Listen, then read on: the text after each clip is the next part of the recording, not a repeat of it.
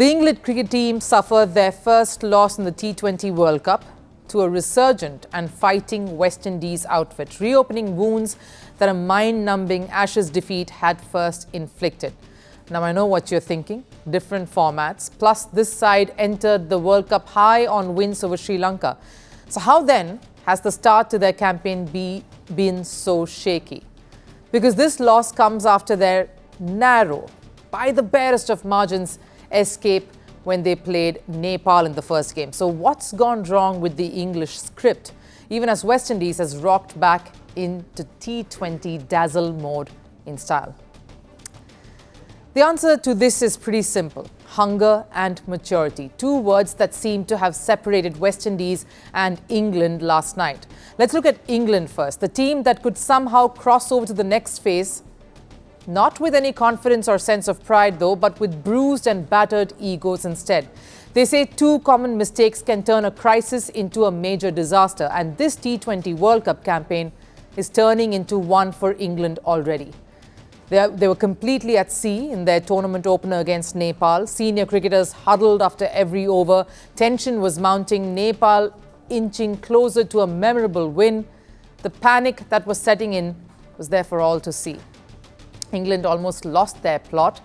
Lack of experience did Nepal in. Sometimes you have to win ugly. Games like this give you experience you can't manufacture. Hopefully, when we're in similar situations later in the tournament, we'll be better for it. Yes, I agree. Sometimes you have to win ugly, but against whom? That matters. This isn't to say Nepal was an easy 2 points in the bag. This is to say England did not know what hit them. And that deer caught in the headlights before Sam Curran bailed them out is what differentiates champion sides from ones that are only stumbling about from one game to the next. And then, of course, in that second match came the West Indies as opponents, full of fire and renewed energy. A team that looks threatening enough to go all the way. A team that had lost many games to England just before this one. And England just could not negotiate the spin on offer. Wickets just kept tumbling and they folded with 30 runs still to get. One thing I would say is we were probably a little bit careful. With the power we had at the back end, myself included, I could have taken a risk a little bit earlier. We played spin outstanding in Sri Lanka. We've just had a bad day today. The truth was there for all to see. England floundered. They thought dew would help them and slow West Indies down in that response. There was no dew. Tough luck. So out went their calculations, and I'm guessing with it the skills to adapt to the situation at hand and play it out. And this, in fact, takes me back to last month when England was playing Sri Lanka in preparations for this World Cup. Harry Brook, as captain, was in fine form, knocking a blistering century and celebrating it with a beer smash gesture.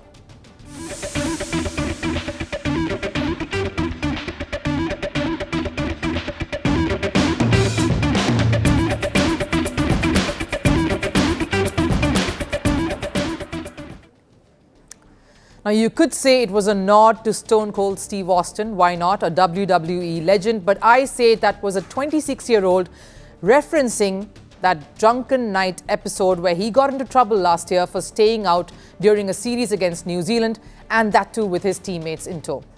A take that celebration that only highlights his lack of maturity rather than project his superlative batting efforts. And that's where the problem lies. It happened right through Ashes as well, with the management and senior cricketers continuing to back their players without any sense of accountability or making them feel responsible for their own actions. Seems like something that comes from the top down, and that is what seems to be continuing in the shorter formats too. Which brings me back to the point I made at the start of this story. The format changes doesn't make any difference at all when the core thinking, the principle setting comes from the very same place. They say that trying to cover the truth is more damaging than the truth itself, and that's the loop this England side seems to be stuck in. A young, brilliant talent not understanding the responsibility that comes as captain, and a management not wanting to make him accountable for his flaws either. This is Bazball-esque attitude all over again. You hit, it's great. You miss, no worries, move on. I'm not saying they need to wallow in the depths of despair, Move on by all means, but the only way you can go forward really is when there is some sense of acceptance. Acceptance and a sense of acknowledgement of what has truly gone wrong and to correct it, course correct it and alter it. Words in a press conference are great to put the right note, to punctuate the right points after a defeat like this. But where is the admission in the dressing room? The place where it all matters the most. That seems to have exited the building.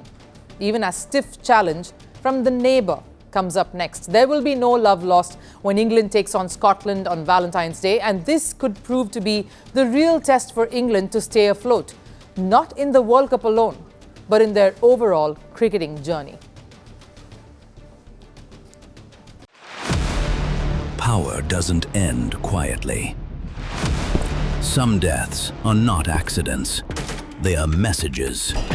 A gunshot. A crowd. A country frozen. The killer disappears. The questions don't. This is not just about who died. It's about what followed. Governments fell. Armies moved. History rewrote itself. 5 leaders. 5 moments. One pattern.